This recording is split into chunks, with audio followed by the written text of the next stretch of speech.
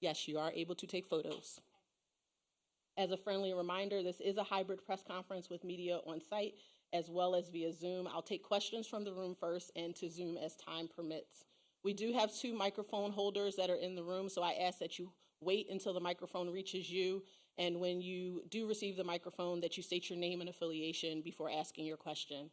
Should you have questions for the full panel and you say anyone can answer this, I am going to direct to a certain student athlete so that they can begin answering the questions, and then we'll go down the line.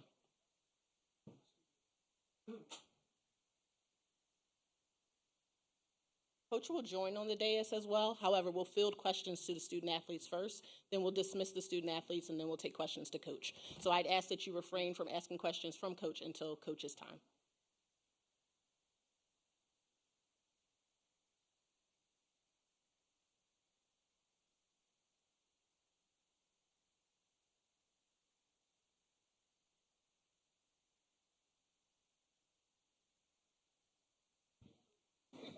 If you are standing in the back, there are seats towards the front, so I would continue to make your way up here. Again, I'd like it to be a clear space so that the microphone holders can move around the room as swiftly as possible.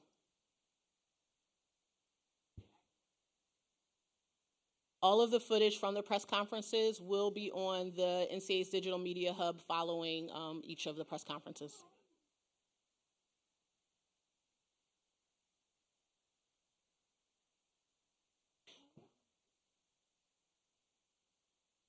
You'll typically hear me do a mix of name calling as well as row and attire color. So as we get through the week, I tend to recall your names a little more. So please bear with me with that. A lot of you in the room, one of me. So I'll try to do my best as we go through.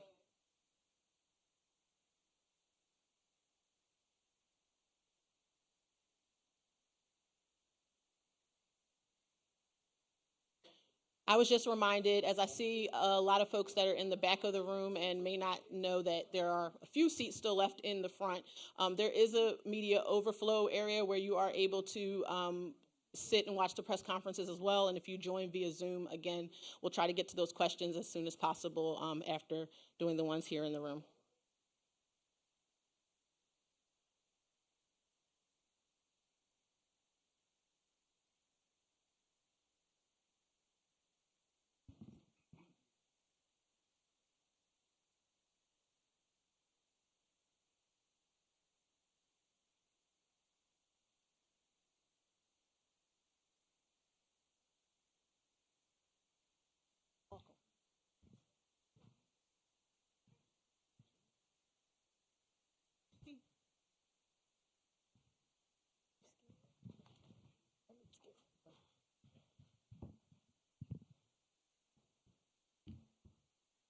Good afternoon, and welcome to the NCAA's Women's Final Four pre-championship press conference. Joining us on the stage today are the South Carolina Gamecocks, winners of the Sacramento 4 Regional. At this time, we're going to open it up for questions from our student athletes. We're going to start over here to my right. David Cloninger, Posting Courier. Niall Raven, I'm sure you've scouted this extensively. Just how tough of a matchup is this to try to shut down UConn? It's a tough matchup. They're undefeated, so we have to come in with the right mindset and, follow the game plan and watch a lot of film, pay attention to our scout, and do what we have to do. We're going to go over here to Kareem on our left. Hey y'all, Kareem Copeland, ESPN. Raven, what stands out to you about how both of these teams, obviously different teams, but how you guys have evolved from this matchup last year, and kind of what stands out in your mind when you look back at that game? I just remember getting beat by 20, honestly. I think we got new players in. This is their first time experiencing the Final Four, but I think Coach Staley and the other coaches are doing a good job of keeping the main thing, and helping us be ready when the moment is here. We're going to go to the center in the back, Howard. Sports, congratulations. Tonight for you, right here in back. You You talked about when coming to South Carolina about some different ways that you feel like you could refine your skills. I'm wondering if there's one that you think you have refined the most heading into these final couple of games here. I would probably say my playmaking abilities. Just seeing the second line of defense and seeing the second and third option and not just seeing one option. I've probably been a little bit more patient on offense and seeing the whole floor. And that was something that I really wanted to work on going into South Carolina and then, going into the league next year. That's something I'm going to really need. So, yeah. We're going to come up to the front. We'll do Dave, then we'll go to second row, and then we'll come to our left. Hey, Doug Feinberg, the AP over here. Raven, as a Final Four veteran, is there anything you tell your teammates who are new to this, like experience you've had, things to look out for, things to not do in this first experience for them? Yeah, the lights are bright here. I just say, be yourself. When your number's called, be ready. But I say the room for margin of error is very, very small. And I think it's starting practice. Like, bring your practice habits to the game, and you'll be good. All right, we're going to stay to our left, second row. Yeah, Mitch Northam, USA Today. Tonight, I think you've said, one of the reasons why you came to South Carolina is to play in big games like this. How gratifying is it, and how does it feel to be on this stage? I'm just blessed. Like you said, this is something that I came here for, to play in big games and, big moments like this. Reaching the Final Four is my first time. So, obviously I'm a little, starstruck, but I'm ready to go out there and compete. This is what I came here for. My mindset is already on, playing on Friday and, going into it like another game. Like I said, just being ready to compete. Right, we're going to move to our right, front row purple, then we'll go second row blue, and then work our way back. Hey guys, over here, Aya Abdeen for the 9450. So what have you seen from Joyce Edwards, how she has been emerging from last year to this year, and about her progress as well? I tell Joyce every day that she's elite, and her ability to play, make, to defend. She takes this team to she takes us here, honestly. Like, she can do everything. She can rebound. She's also a leader. Like, she uses her voice a lot. She talks to me also, and I think she's smart on and off the court. So I think her intelligence when it comes to the game of basketball is really amazing, and she sees plays before it even happens. So I'm going to go right here to the second row. Marky Freeman, Rising Media Stars, Tanaya, this is your first Final Four and you came here to compete and to win. How do you not allow those bright lights to get to you in these big moments? Just being mature, not letting it get, too much in my head, not getting too much in my head. Obviously, it's a big moment. It's my first, like I said, Final Four, but I'm not going into it thinking about it like that. Like, I got to go into it as a leader, as a senior, and act like I've been here before, and play my game, play South Carolina basketball, and bring what I bring to the team. We're going to stay to our right, and then we'll move to the back. Hey, y'all, it's Meg Hall with USA Today. This question's for tonight and for Raven. I feel like you don't get to this moment without Coach Staley pouring into you. So is there something that she said to you during the season that helped you kind of stay focused and stay grounded as you get to this Final Four stage? when we took losses throughout the season, I think practices, they shifted. Like, they were hard. She was on our butts. Like, she was a different person. And I think that made us come closer. That made us realize that, people are here. This is their first time ever been experiencing things like this. So we had to remind them that our standard here is very high, and we had to remind them that it started in practice. Like, good habits are contagious, and when you have good habits, they carry on into the game. So, yeah, like Raven said, she get in our butts a lot, but she also instills confidence in us, and that allows us to be the best player that we can be on and off the court. She reassures us a lot, and just having like a lot of conversations with her, and she has her own relationship with each and every one of us, and I think that's what makes her so special. And her way to connect with us allows us to flourish as players. We're going to move to our left back row. This is Danielle from Women's Sports Weekly. Raven, question for you. First of all, it's been great watching you over the past 4 years in your game transform, and you've been here 4 years in a row. What makes this team more special, or just special in general, and what makes this Final Four special for you? We went through a lot this season. It started before the season even happened. We had people that got injured, like Chloe Kicks. We didn't know Ashlyn was going to come back, but I think we just stayed together. I think when people numbers were called, they were ready for the moment. And I think we didn't let nobody into our circle, no matter if it was haters, no matter if it was people that was on our side. We leaned on each other. We leaned on, even through the bad and the good times. Tanaya had times where she had to sit out games, but she always uplifted others, like freshmen, like Gotti, Isla. It's little things like that goes a long way. And I think it means a lot when you make it to the Final Four with these type of group of women. I'm going to shift to our right. If you could raise your hand, we can get the microphone over to you. Dana Scott, Arizona Republic. Don, congratulations coming back here to the Final Four. And this question's for you. You got a 35-year history going up against Gino from when you were a player, and now you're facing him again. How has facing his teams made you evolve as a coach, and how do you feel like he's evolved as a coach facing you? So we're going to hold that question. We're only taking questions from the student athletes at this time. Coach is going to field questions after student athletes depart. Okay. We'll get it ready. We'll have you go first when Coach asks questions. Rob, we'll go to you. Then we'll come back over to the side, and then Jonathan, I see you. Good morning. This question is for Raven. Rob Knox here, the 9, right here, Raven. Rob Knox, the 9 basketball. What are you most proud of during your career? Obviously, you're back you've been in the Final Four your whole career, as just was mentioned. What are you most proud of that maybe people don't know that you want people to know about you?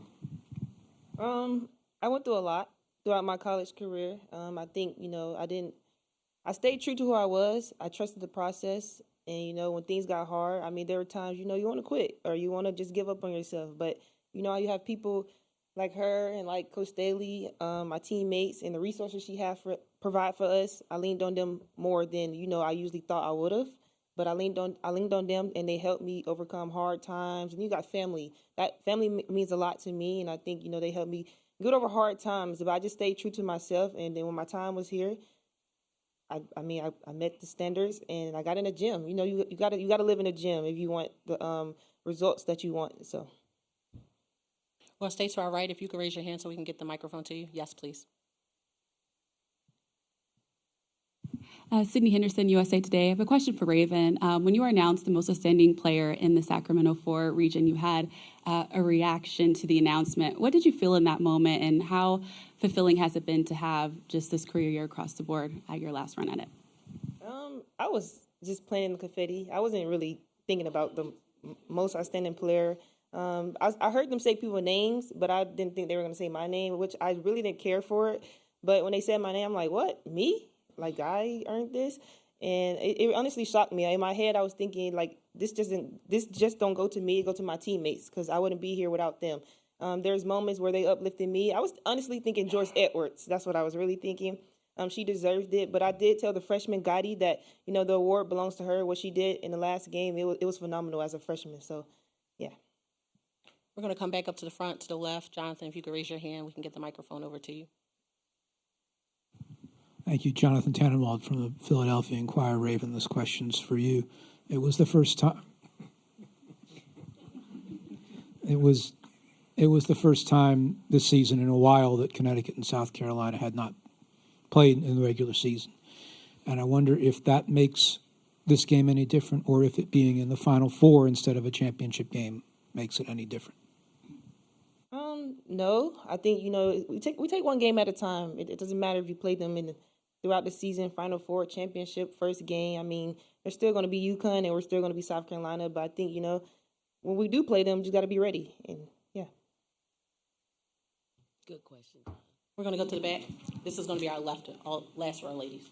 All right. Oliver Fell, Cronkite News. And for Raven, I'm wondering, this team has had trouble last year with this UConn squad. And do you think that there's a chip on your guys' shoulder to prove people that you're capable of beating them?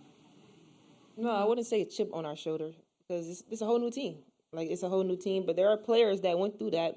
And I think, it probably motivates them, try to come back and try to beat them. But I wouldn't say chip on the shoulder. We have one goal, and that's to get to the national championship. And they're in our way of getting to the national championship. So I think that's how we're thinking of it. And it won't matter if they were UConn, if they were Benedict. It don't matter. Like, they're in our way. So yeah. We're going to take our next question back on our right-hand side. If you could raise your hand so we can get the microphone to you. Yes, sir. You. Nope, right here. Oh, yours was for Coach as well? Okay. Did you have a question for the players? Okay. Anyone else in the room? Questions for the players? Howard, we'll go back to you again. Back row. Howard Magdal, the 9 Sports. Raven, this is for you. When Aaliyah Boston played her last game from the podium, she talked about this is Raven's team now. Can you just kind of take me through how you feel that you've been able to take possession of that leadership and whether you have a succession plan in mind for who the next team will be? When she said that really I didn't think of me being a leader because I'm like such a goofy person. But I think I lead in like a different way than the usual leaders that came through here. Like I'm goofy. I honestly try to make others feel comfortable with who they are because I'm definitely comfortable with who I am. Like I'm not changing for nobody, and if you don't like it, you just don't like it. But I think my teammates, they respect me. I'm learning that they listen to me even when I don't think they're listening to me, but they listen to me. Like it could be funny. Like I could say some funny things and they're listening. And I'm learning that. So I'm learning how to just, say some things when it's meant to be said and say some things when it's not meant to be said. But honestly, I still say the things when it's not meant to be said. So. Any additional questions for our student athletes? All right, seeing none, ladies, thank you so much and best of luck tomorrow. Thank you. And at this time, we'll open it up for questions for Coach. I promised that I would start with you, sir, so we're going to start with you, move right in front of you, and then we'll work our way around the room. You can give me a minute. I'm going to get to everybody. Yep, right here. We'll get started. Okay, Dana Scott, Arizona Republic. Dawn, congratulations getting back to the Final Four, 6 straight. And just wanted to know, since 1991, you faced UConn as a player and also as a coach. So how do you feel like that has helped you evolve as a coach facing Gino, and how do you feel like his teams have evolved facing yours? I'll say that, UConn has been the standard in women's basketball for a very long time, and everyone has to measure up to their standard. I think they allow us something to reach for, and when you have a traditionally rich program like that, I think it helps us all grow. It helps us all try to game plan and figure out ways to just measure ourselves up to them and then possibly beat them. And then to be able to do that over a period of time, it's almost impossible. But it's incredible the standard that they have had for the past 40 years.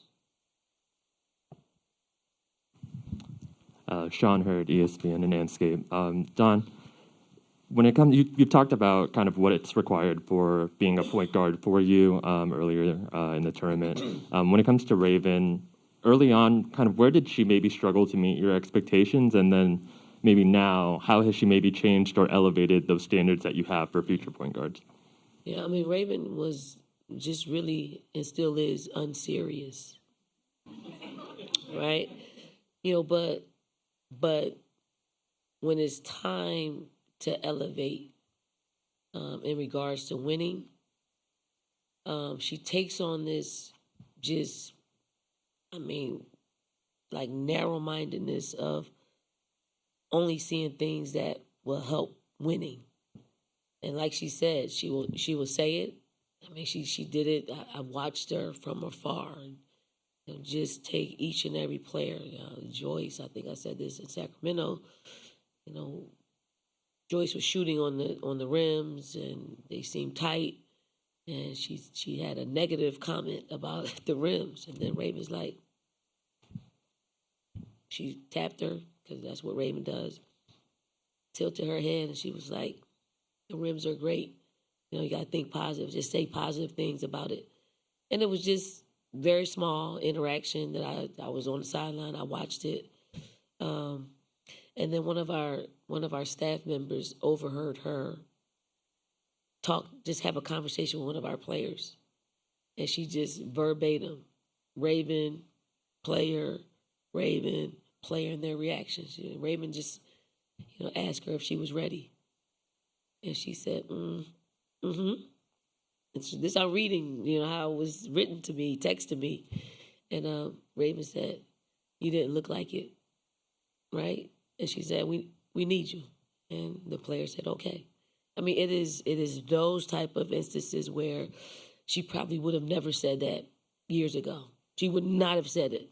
But just probably in the past 2 Final Fours, you see more and more. Like I see more and more of that.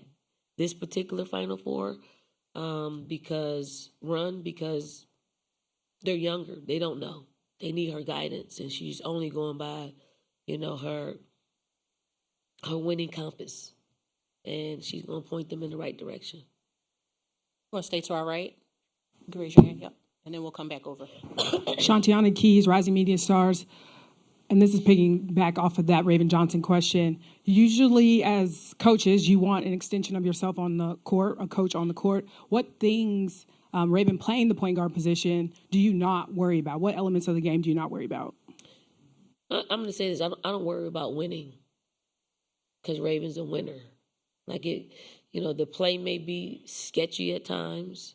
Play may be in a groove, right?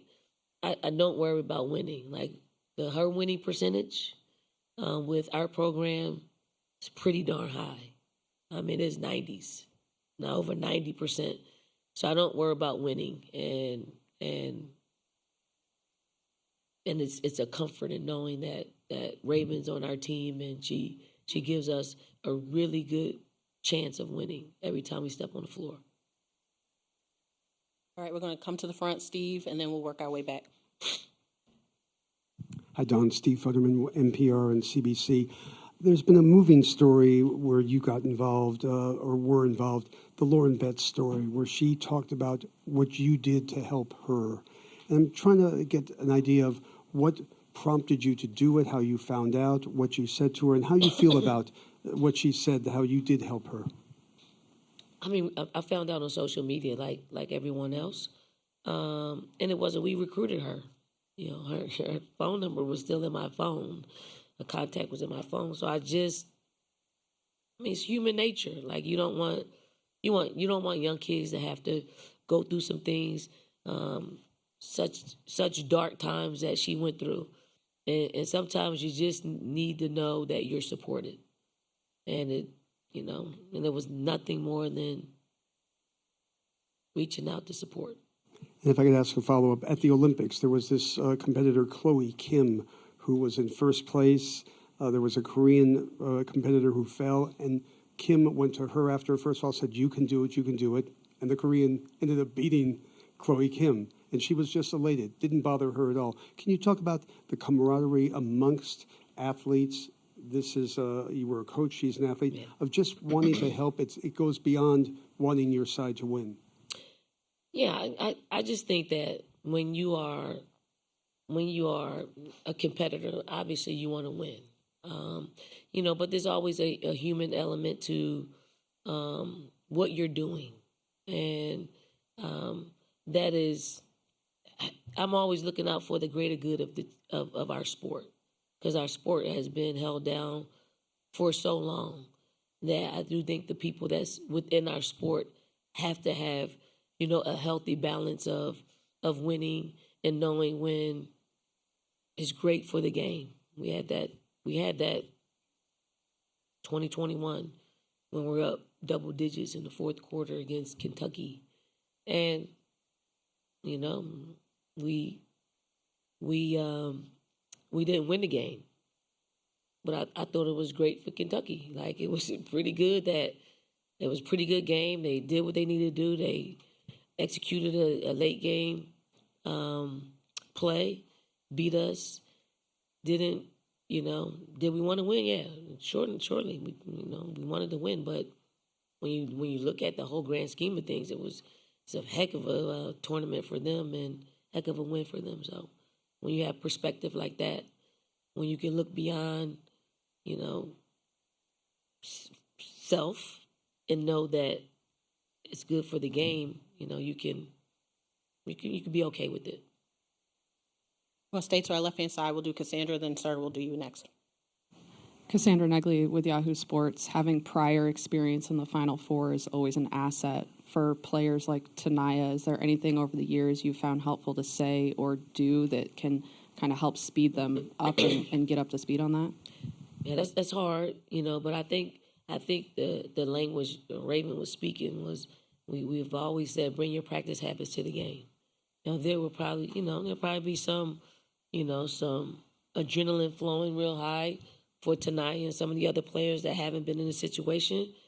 But when the game settles down, that's when your habits will actually come to fruition. I mean, there will be some highs, right, in the beginning, but then, whether you get a bucket or whether you turn the ball over, it will jolt you into being present where you are, and hopefully those habits start taking over, and then we play like we played all season long. I'll stay to our right. If you could raise your hand, we can get the microphone to you. Hey, Don. David Brandt from the Associated Press. Obviously, all four teams here have had a lot of lopsided wins the past couple weeks coming into this, and this weekend that probably won't be the case considering the quality of opponents. I just wonder, how do you stay prepared for clutch moments against good teams? Is that something you can practice, or is that something that you just have to do when you get there? No, I mean, you have to practice. There's certain things that you want, in the game situations, and you work those. You work more special situations. We need a 2, we need a 3. We're advancing the ball with side. We're going to take it out on, I think, Sacramento. We were preparing for the in the game situation, and we like to take the ball out on the left side, and usually that is actually on the right side. Sorry, but Sacramento, our bench was on the right side, so we actually had to practice the other side, the side in which we can play from our dominant hands. So you do have to really practice that. And one of our coaches really pointed that out to us, which I wasn't really thinking about. And then during that practice, she was like, we may need to practice taking it out on the other side because that's our norm. I'll shift to our right-hand side. If you could raise your hand, sir. How you doing? Miles Dunson, Cronkite News. Dawn, I was wondering, with 6 consecutive Final Four appearances, how do you sustain that much greatness in a time with so much turnover with stuff like NIL? I mean, it's really total commitment to our program from our players. We have a staff that has been together for a long time. We don't have very much staff turnover. So the core group of people and the core values that we bring into each season every year is what sustains us. We don't necessarily go into the season and say, oh, we want to. Obviously, the big goal is to win a national championship, but that doesn't really drive us every day. What drives us every day is our habits. It's a driving force. What you work on is who you're going to be. When game day comes, if you didn't have a good week of practice, it's probably going to show. And you can't be mad at it because this is what it is. It's not going to magically happen. There's not oftentimes where you just have, subpar preparation that magically things aren't going to look like your preparation. It's not. That's uncommon, but sometimes people do have a little bit of uncommon favor. Wrote a book about it. Here it goes. But that's just it. It's about habits. I'll stay to our right, gentlemen. Sir, if you could raise your hand a little higher so we can get the microphone to you. Connor Emery with NAZ today. Coach Staley, you mentioned 6 consecutive Final Fours, but out of all Final Four appearances, you have never played in the state of Arizona. So what is it like for you and your team to, be in a new environment, a new stadium for a Final Four, and if you could just talk about some of the differences maybe? Yeah, I mean, I think it's cool to go into different places. The cities that we've won a national championship are etched in my heart: Dallas, Minnesota, and Cleveland. Damn. right? That was the undefeated one I forgot about. Damn. So it's pretty cool. I mean, I always try to test to see, like, you're hosting the women's basketball, like the biggest event of our season. Like, are the natives in tune in what's really happening? Are they loving up on women's basketball? You know what the excitement level is, not just in the game because that's normal. What is it, on the streets, and what are they saying? We're not in the city right now, so we don't really know. We don't the buzz because we're 20 minutes outside the city. But when we've come in here and we've had a little glimpse of people walking on the on the sidewalks, it seems like there's a pretty good buzz around celebrating the last weekend of our season, and that's always a great thing when we're welcome to the city that, especially a city that we haven't played on at this level. Take our last question from the back, gentleman, the suit. Hey, Don, how's it going? Noah Chast, ABC Columbia. You guys have called Agat Makir your secret weapon, your X factor. Maybe 4 weeks ago it was a secret. Now it seems like that secret's out. How do you make sure you sustain the production you're getting from her, that she's in everyone in UConn's game plan? She has to be. I think she was in people's game plan, no matter the performances that she had in this tournament, because everyone knows she's incredibly gifted and talented, and her impact on both sides of the ball potentially is there. So you have to prep for her. For us, Gotti's got a real good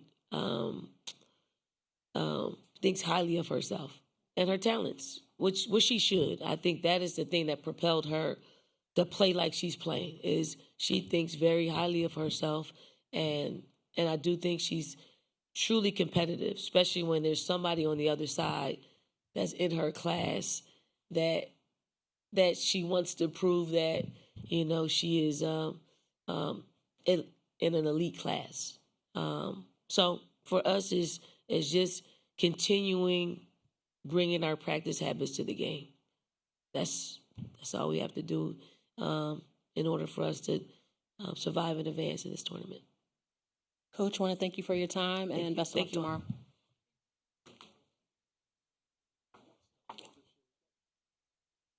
South Carolina's open locker room and breakouts will be open until 10:35 a.m. Their practice starts at 10:55. First 15 minutes are open to the media, so the first 15 minutes of their practice, which starts at 10:55, will be open to the media. Up next, UConn will come into the media interview room at approximately 11:05.